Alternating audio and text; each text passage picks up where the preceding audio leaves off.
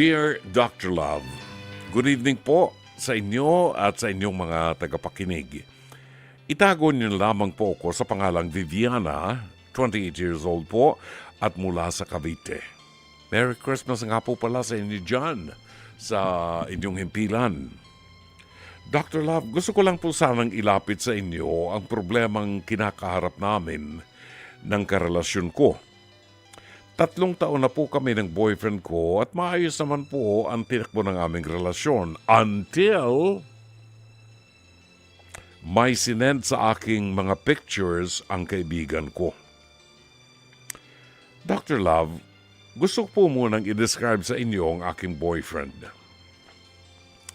Mapagmahal po siya, maalaga, responsable at sobrang mahinahon. Siya na po ata ang nakilala kong pinakakalmadong tao. Nung makilala ko siya, isa sa mga nagustuhan ko ay ang pagiging gentle niya. Meron na kaming pinagtatalunan, grabe ang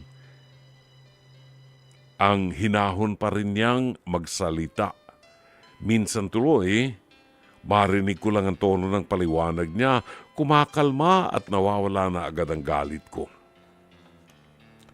Marami po nagsasabi na parang sobrang lambot ng boyfriend ko. Pero sobrang lambot? Anong ibig sabihin noon, Jen?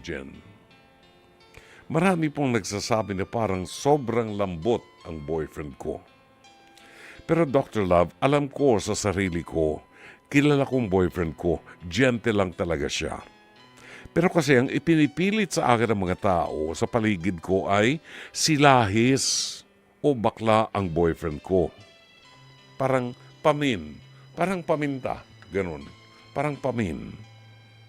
Never po akong naniwala dito. At minsan nga po, ako pa ang napapaaway kasi never siyang may ginawa para magpaliwanag o idepensa ang sarili niya.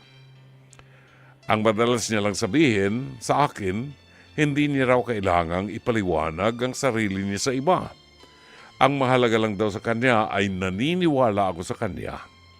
So to cut a story short, hinayaan ko na lamang na kaming dalawa, hinayaan na lang naming dalawa ang sinasabi ng ibang tao. Pero Dr. Love, nito lang pong September, may sinend sa akin ng kaibigan ko. Mga pictures. Pictures lang, pero parang sinira nito ang buong buhay ko. Dr. Love, ang nasa picture ay ang boyfriend ko. At ang masakit nito, may kasama siyang lalaki.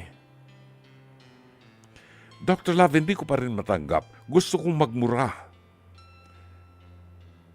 Hindi kasi basta magkasama lang sila, nakahiga sila at sa kama at mahigpit ang yakap na tila nakahubad at mahimbing ang kanilang tulog. Dr. Love, hindi ko alam kung saan nakuha ng kaibigan ko yung picture.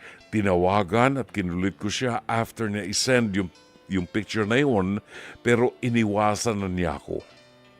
Hindi ko malaman kung edited ba yun o ano. Kasi iniisip ko baka bagong paninira na naman sa boyfriend ko yan. Kaya naman di ako nag-alangang ilapit sa boyfriend ko at ipinakita ko ang picture. Ang intention ko ay pure. Para magtanong lang naman. Kung itinanggi niya naman, Dr. Love, walang pagdadalawang isip, ay isasara ko agad ang usapan at kalilimutan na. Pero Dr. Love, for the very first time, itinulak at sinigawan niya ako.